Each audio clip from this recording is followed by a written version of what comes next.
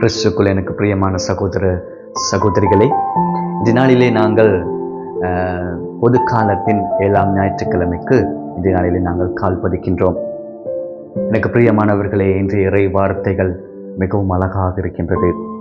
இந்த நாளில் நாங்கள் பார்க்கின்றோம், சவுலை கொலை செய்வதற்காக தாவீது அரசர் வருகை தந்த போதிலும் சவுலை கொலை செய்யாமல் ஆண்டவரின் மீது தம் நம்பிக்கையை வைத்து தன்னை உபயோகிக்கக்கூடிய, தம்மை பாவிக்கக்கூடிய வரப்பிரசாதை தாவீது அரசர் இறைவனுக்கு ஒப்புக் கொடுக்கின்றார்.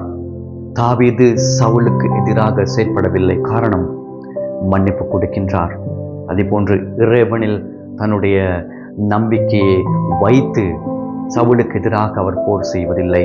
சவுலை கொலை செய்வதற்கு அவர் திட்டம் தீட்டினாலும் அந்த இடத்திலிருந்து அவர் புரிந்து கொள்கின்றார், அதாவது இறைவனால் திருப்பொழிவு செய்யப்பட்டவர்களை கொலை செய்ய முடியாது, அவர்களுக்கு எதிராக செயற்பட முடியாது என்பதனை தாவீது அரசர் புரிந்து கொள்வதோடு அவர்களுக்கு எதிராக செயற்படாமல் அவர் இந்த இடத்தை விட்டு போகின்றார். அன்பார்ந்தவர்களே, நாங்கள் பார்க்கின்றோம், அப்படி போகின்ற பொழுது தாவீது அரசர் சவுல் அந்த இடத்திலே காணப்பட்ட தன்னுடைய ஈட்டியையும் அதே போன்று தண்ணீர் குவளையையும் எடுத்து செல்லுகின்றார். அதற்கு காரணம், அதாவது சவுலுக்கு சொல்லுகிறார், அதன் ஊடாக எனக்கு கொலை செய்வதற்கு அந்த அதிகாரம் இருந்தாலும் நான் அதனை செய்ய மாட்டேன், இதற்கு ஒரு உதாரணமாக இருக்கட்டும் என்பதனை கருதி அவர் அதனை எடுத்து செல்லுகின்றார். அதே போன்று 2ஆம் வாசகத்தில் நாங்கள் பார்க்கின்றோம், புனித பவுல் கொரிந்தியருக்கு எழுதிய திருமுகத்தில் எடுக்கப்பட்ட வாசகத்தில் நாங்கள் பார்க்கின்றோம், இந்த கொரிந்தியர்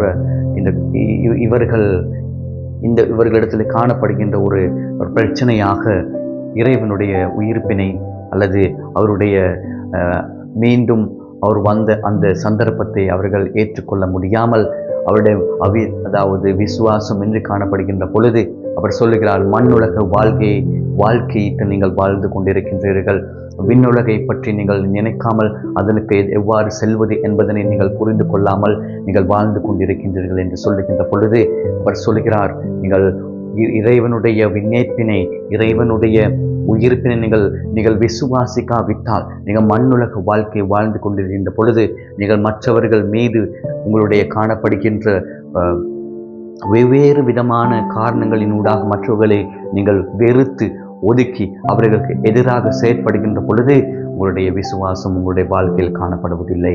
அப்படியானால் இந்த நாளிலே நற்செய்தி வாசகத்தில் நாங்கள் பார்க்கின்றோம், லூக்கா நற்செய்தி வாசகத்தில் இருக்கின்ற அந்த பகுதியில் நாங்கள் பார்க்கின்ற இந்த நாளிலே அன்பார்ந்தவர்களே, எங்களுக்கு சொல்லுகிறார், மற்றவர்களை ஏற்றுக்கொள்ளக்கூடியவர்களாக, மற்றவர்களை அன்பு செல்லக்கூடியவர்களாக நாங்கள் மாற வேண்டும். எதிரிகளை அன்பு செய்தல் அது மிக கடினமான ஒரு விடயமாக இருக்கின்றது. எதிரிகளுக்கு மன்னிப்பு கொடுப்பது மிகவும் கடினமான ஒரு காரியமாக இருக்கின்றது. தன்னை மன்னிப்பது போல மற்றவர்களை மன்னிக்கக்கூடியவர்களை நாங்கள் மாற வேண்டும். அதாவது எங்களுக்கு தெரியும், எங்களுக்கு தேவையானவர்களை, எங்களுக்கு சொந்தமானவர்களை, நாங்கள் விசுவாசிக்கின்றவர்களை அன்பு செய்வது மிக மிக இலகுவான ஒரு காரணமாக இருக்கின்றது. ஆனால் மற்றவர்களை அன்பு, அதாவது எங்களுடைய விரோதிகளை, எங்களுடைய எதிரிகளை நாங்கள் அன்பு செய்வது மிகவும் கடினமான ஒன்றாக இருக்கின்றது. அப்படியானால் என்னிடமிருந்து எதிர்பார்ப்பது அவ்வாறான கடினமான செயலையே. நாங்கள் விரோதிகளை, எதிரிகளை அன்பு செய்கின்ற பொழுது நாங்கள் எங்களை அன்பு செய்வதை விட ஆண்டவர் அவர் அன்பு செய்கின்றார். நாங்கள் அவ்வாறு செயற்படுகின்ற பொழுது இந்த நாளில் நாங்கள் பார்க்கின்றோம், தாவீது அரசர் அவ்வாறு செயற்படுகின்றார். தன்னுடைய விசுவாசம், தன்னுடைய நம்பிக்கையை, தன்னுடைய எதிர்பார்ப்பினை இறைவனிடம் ஒப்புக் கொடுத்து செயற்படுகின்றதை நாங்கள் பார்க்கின்றோம். அந்த வரப்பிரசாதனை இந்த நாளிலே வேண்டி இந்த திருப்பலியிலே நடைபெறுகின்ற திருப்பலியிலே பக்தியோடு கலந்து கொள்வதோடு அந்த வரப்பிரசாதங்களை வேண்டி நிற்போம்.